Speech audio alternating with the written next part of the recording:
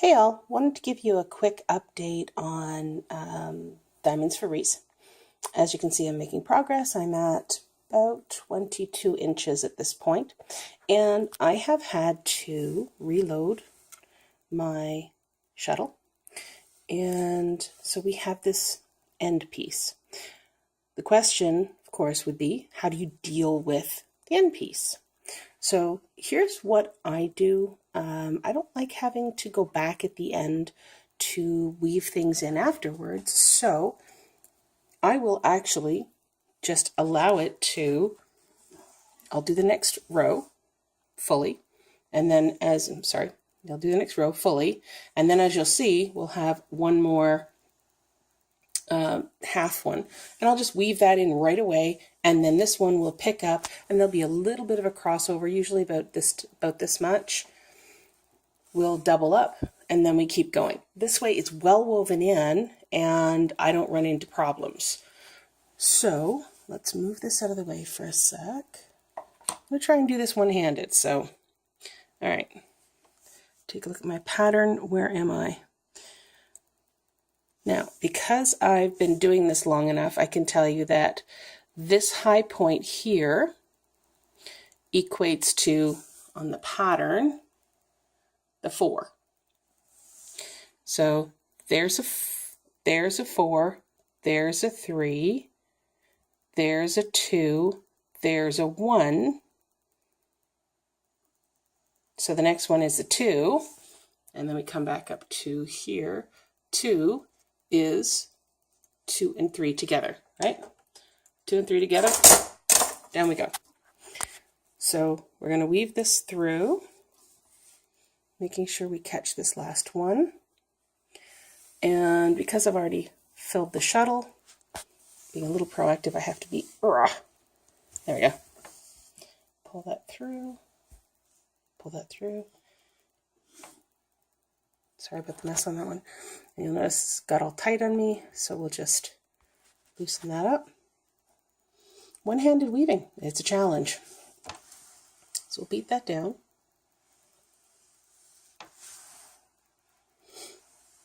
Okay. And then the next one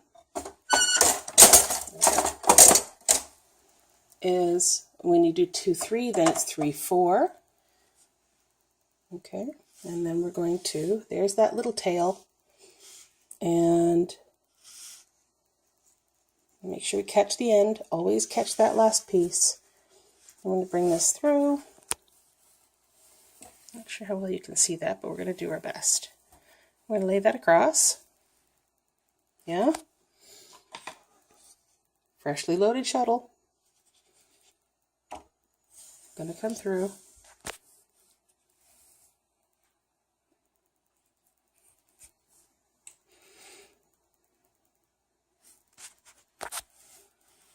And a certain amount of overlap for safety.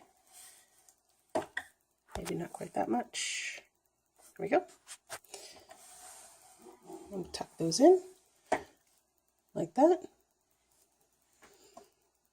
And then I have to release, so sorry about this. I've run out of hands. There we go. Filming and weaving with, 2 hands is not easy. All right, and back through.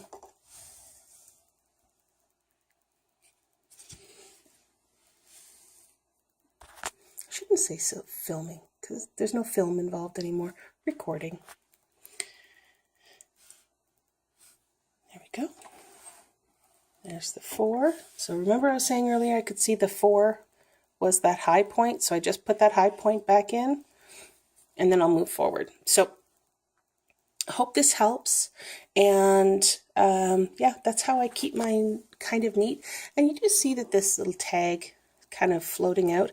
That's okay, because at some point at the end I'm going to wash it, and I'll trim that off, and then it'll just disappear. It'll be beautiful. All right, thanks. We'll talk later. Bye.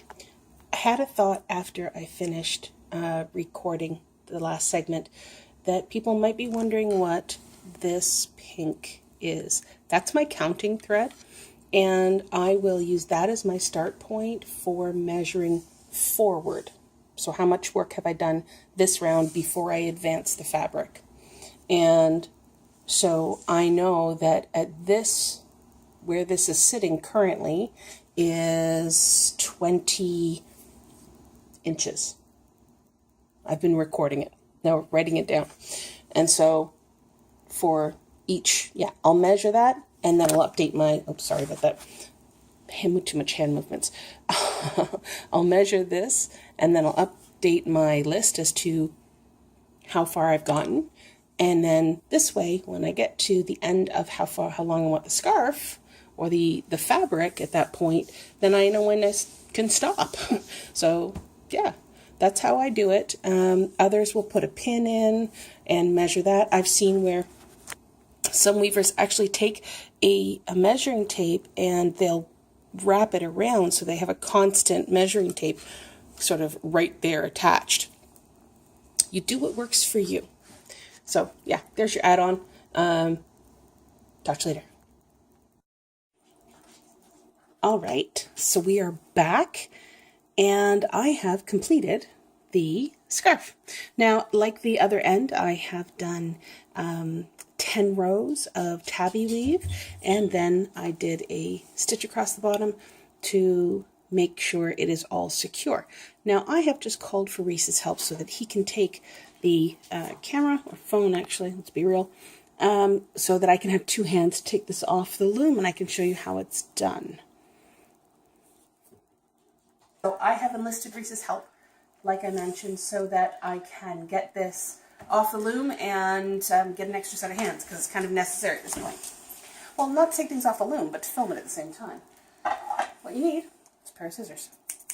Let's go.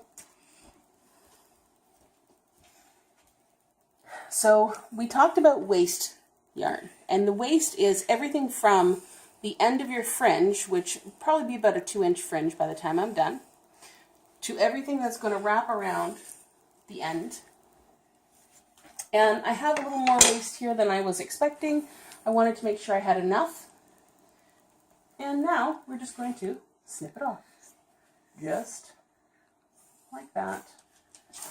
The first time I cut a project off the loom, I will admit I was very nervous. So those can all go, and here is where we get to see the fun stuff. Everything is off tension now, and we will take off these breaks.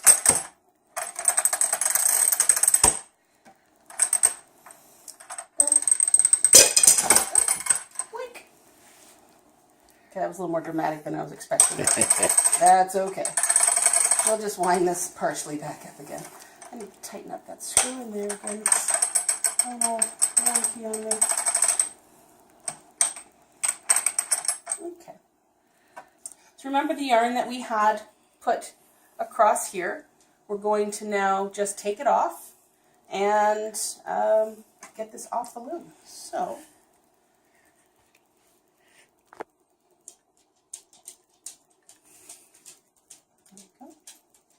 and yes, the stick that I dropped on the floor a few moments ago, I will pick up. I won't be a stickler about that. Oh. I'm sorry, folks. I don't know if you watch any of my videos, but I just can't resist those things.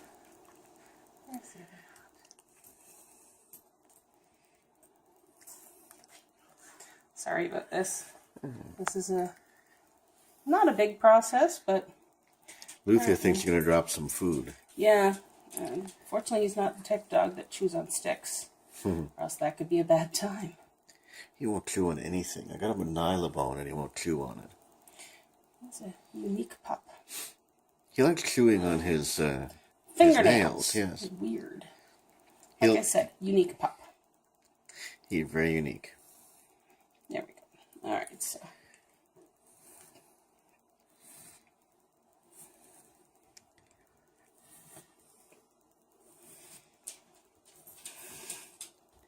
Now, seeing as how this is for Reese, I have to ask the question, would you like me to do twisted fringe on this one?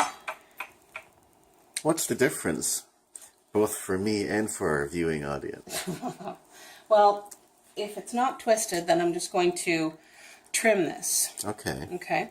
If it's twisted, I'm going to take possibly, I might even do 4 strands, twist them together and put an extra knot down here. Would actually make it a little stronger, I think, for overall. Should I or shouldn't I? I'll go with your advice. Well, I can show you the difference. Let me just pull this out because it's not necessary to be there. And I'll show this while I will grab some with the twisted fringe and you can see the difference.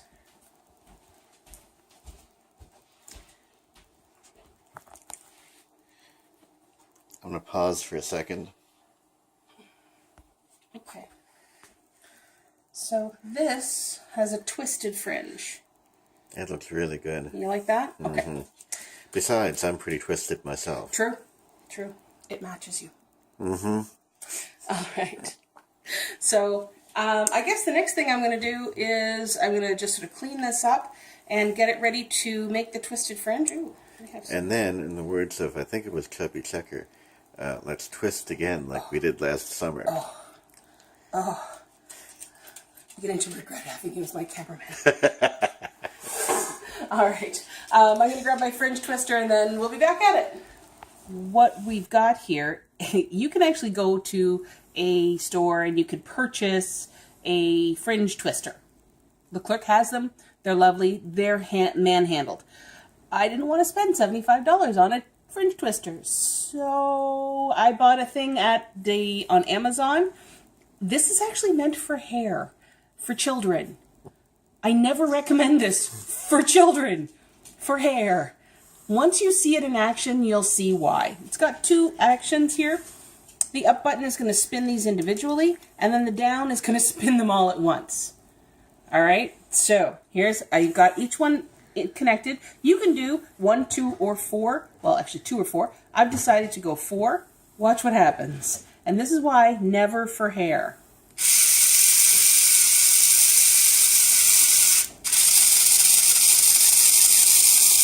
How quickly would that be a bad time for some poor little girl or little boy? Because little boys have long hair these days too. Anyway, what it does do is a beautiful job on fringe. And then you tie it off at the length you want and then snip off the rest. Right now, I am just tying them off and I'm trying to keep them pretty much the same length. There we go. We'll just pull that down a little bit.